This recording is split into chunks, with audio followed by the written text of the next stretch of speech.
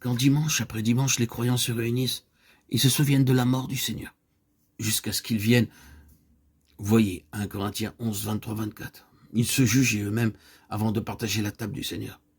Ils ne participaient pas à la table à moins que leur cœur ne fût en règle avec lui. Ils ne prenaient pas la table à moins d'être en paix les uns avec les autres. Ils ne pouvaient pas prendre part à moins d'être nés de nouveau et de pouvoir témoigner. Oh mon Seigneur, mon cœur t'est assujetti, je m'attends à toi. À moins qu'ils fussent préparés à rencontrer le Seigneur Jésus face à face. Nous découvrons dans l'Écriture une profonde signification de la fraction du pain. Dans Luc chapitre 24, versets 13 à 32, nous lisons que le Seigneur Jésus-Christ marchait avec 2 disciples sur le chemin d'Emmaüs. Commençant par Moïse et par tous les prophètes, il leur ouvrit les Écritures.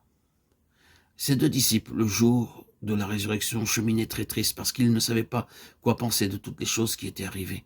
Quand le Seigneur Jésus-Christ les accompagna et commença à leur parler, ils ne pouvaient pas le reconnaître.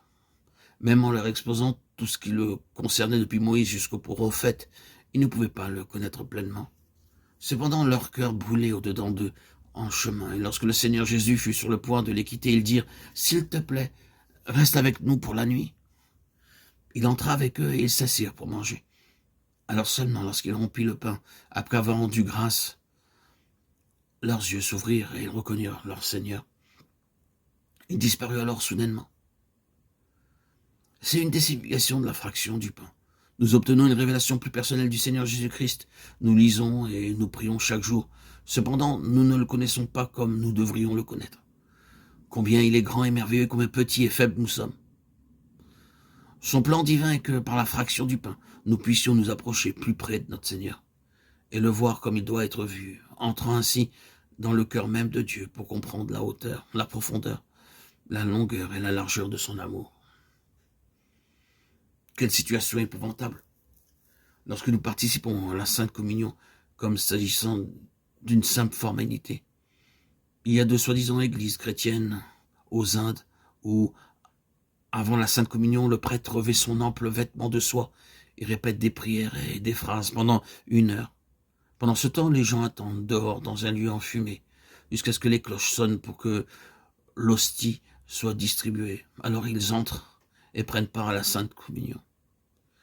Il y avait une fois un homme et son fils dans la salle un dimanche matin, tandis que le prêtre priait.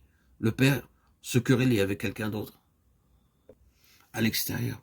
Alors, la cloche sonna à l'intérieur de l'église pour la communion, et le père dit à son fils, « Je vais entrer pour la Sainte Communion, toi reste ici, continue à te quereller en mon nom jusqu'à ce que je revienne. Alors tu pourras entrer. » Cet homme entra, s'agenouilla très respectueusement et mangea l'hostie. Puis il sortit de nouveau. « Maintenant mon fils, entre, je continuerai la querelle. » C'est ce que certains appellent la Sainte Communion. Et c'est là où le formalisme vous conduit. Comment la Sainte Communion peut-elle, dans un tel esprit, apporter l'unité? C'est plutôt apporter la haine, la désunion. La parole de Dieu dit que ceux qui mangent et boivent indignement tombent sous la condamnation. Ils seront punis par Dieu.